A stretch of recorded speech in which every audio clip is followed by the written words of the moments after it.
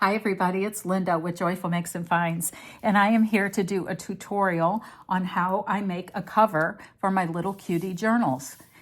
They are my most popular journals, and a lot of people ask how I sew the covers. So I actually made this video last week or 2 weeks ago about when I was making my daisy journals, and there were some things in viewing that video that I wished I had done maybe a little differently, or some options that I had explained a little better. So I'm just making this video again. So how wonderful is this fabric that I chose? It is a vintage corduroy with this delicious retro blue flower print. So I decided, I guess, if I'm gonna make this video, I'm gonna have to make a couple of little cutie journals using this fun retro fabric. So that's what's gonna be coming soon. Okay, so the bags that I use are bags that I order on Amazon, and I will put a link in the description box to the 6x9" size. Sometimes the patterns vary. They don't always have exactly the same pattern, but honestly, unless you're using this uncovered, it shouldn't matter, or it doesn't matter to me anyway, what pattern is on the bag. So I will put that in the description box. And I just folded it directly in half, and I will use the entire paper bag, including this little lip here. So I'm going to take my fabric. So I'm going to tell you how big my fabric is. So my paper bag is 6x9". I cut or tear my fabric piece to 6.5 inches by 20 inches. And that will cover the entire paper bag and the inside of the first couple inches of the inside of the bag. So if you want to screenshot that or write that down. Now, bear in mind, you can use little paper bags, you can use larger ones, and the process is the same. You would just have to cut your fabric to whatever size you would need for that bag. Okay, so what I do is I turn my fabric over. I'm going to do it this way. Okay, I turn my fabric over. I leave a couple inches down there, or an inch, and this is how you get it exactly lined up. So I put this exactly in the middle so that there's just the tiniest little bit of overlap top and bottom. I fold this in, and this inner piece of fabric is just going to come to the very end of this inside of the paper bag. Okay, so then the first step is that I'm going to put some glue here to glue this down. Now I do sew it as well. You don't have to sew it. If you're going to just glue, you're going to put your glue all the way to the edges. Since I'm going to sew, I don't put my glue all the way to the edges because I don't want it to gum up my needle as I'm sewing around the diameter. So I just use fabric tack because I'm gluing fabric, but you can use whatever glue that you like that will stick to fabric. So what I do is I just glue towards the inside. I also don't glue right over the spine because I'm going to sew the signature in, and it makes it hard if you've got glops of glue in there. So on this part, I am going to come just a little bit closer to this edge because I'm not going to sew right there. I'm going to sew out here. So hopefully that'll make sense here in a minute. Now the second step that I do, actually I'm going to do both sides, sorry.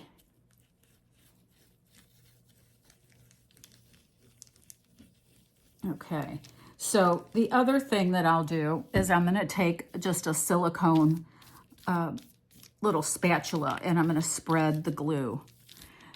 And what this does is it just keeps you from having glops of the fabric tack that will bleed through and cause wet spots on your fabric. With really thick fabrics, it's not a big deal, but if you're using thin fabrics, you will get that bleed through sometimes if you've got big glops of glue. Okay, so I'm going to line this up again, knowing that it's going to be somewhere around there.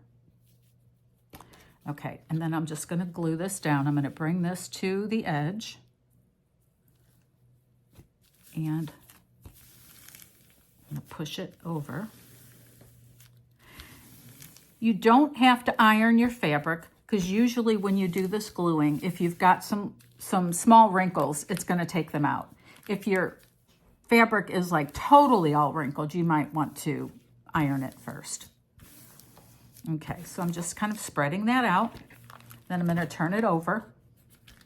I didn't get that as directly in the middle as I could have, but I might trim that. Let's just give this a minute.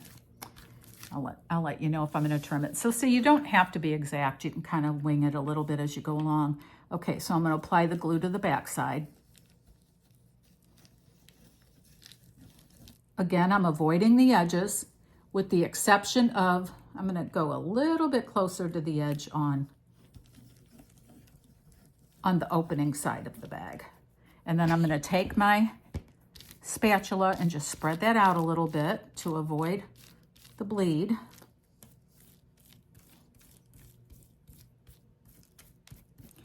And you, as I said, you don't have to sew. So this would really be if you're just going to glue, this is all you would have to do. You would just glue all the way to the edge.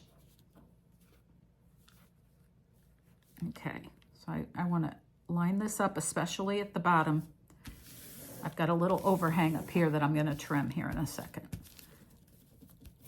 And then I'm just going to just give that a little pull, a little smush. Okay. Now what I can do is, let me grab my fabric scissors because I didn't anticipate needing them. Okay, so I'm just going to level this up a little bit, although honestly, you wouldn't have to. But since I'm making a video, it would definitely bother me if I didn't. Okay, all right. Okay, so I turned it back over. This is the top. And then what do we do here? I'm going to fold this in and glue it to the inside. Just like that. There's these little edges sometimes here. And what I will do right there is I will just make a little cut, and you got to make sure you're only cutting the top layer of the fabric there. Just a little, I don't know if you can see what I'm doing. Okay, right here. Just a little bit of a snip.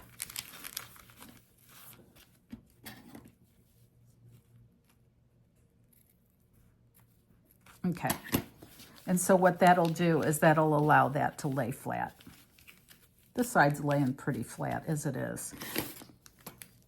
Okay, I'm going to put a little glue on the inside here, and I usually put it just right along this edge. I'm not going to worry about spreading it out much just because it's going to be on the inside of the bag and it won't show through. And then I'm just going to glue that down.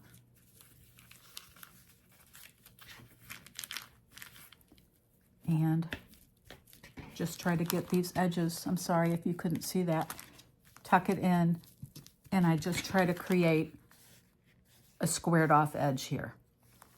I'm going to trim this little fella there. Okay. So now I have, you can see the end of the bag. I'm going to take this, fold it in half, and it'll be ready to sew. So what I will do is, I'm going to sew. I'm going to start my sewing machine. I'm just going to do a straight stitch. I'm going to start about the width of my presser foot, so about half an inch maybe, in, and I'm going to go all the way across the top, all the way across to about a quarter of an inch or an eighth of an inch down to the end with one straight stitch. And then I'm just going to pick up my presser foot, turn my fabric, turn my fabric, and then I'm going to sew straight down here. And I'm going to stop, excuse me, about a 1/2 inch, pick up my presser foot, turn my fabric around, keeping the needle in the fabric. I'm going to sew straight down, literally just sewing a big rectangle.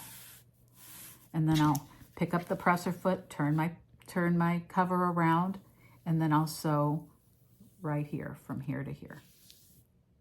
And then basically what I have is I've just reinforced my cover.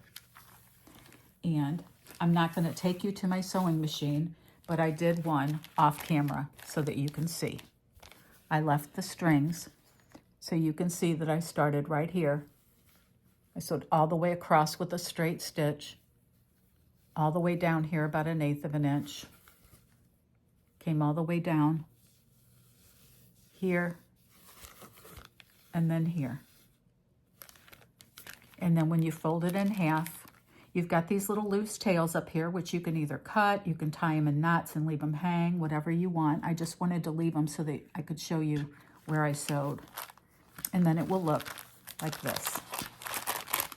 Now, if you would like, sometimes I will cut a thin strip of Tyvek, which is the paper bag, the shipping bag material, which I forgot to grab for this video, you know, that you would get on a priority mail, or it's that Tyvek, and I would cut just a little strip and I would just glue it on the inside right in the center down the spine. And what it'll do is it will reinforce the spine and the inside of the paper bag for when you sew in the signature. Because essentially what you're going to do is just now you're ready to sew your signature right in there. There's a few little things that you can do if you want. You can, at this point, you can add a pocket. I typically, and I mean, there's lots of different ways to do this. You can sew your pocket on. I typically will add my pocket afterwards. So let's say I'm going to use something like this for my pocket, or something deeper. I just was able to grab this. So at this point, I would probably cut my piece and I would glue this on if I wanted the pocket to be sewn into the signature. A lot of times I'll sew my signature in and then I'll add pockets one piece at a time. So whether or not you put pockets on the inside is totally up to you. But this is usually the time that I would do it before I sew in the signature.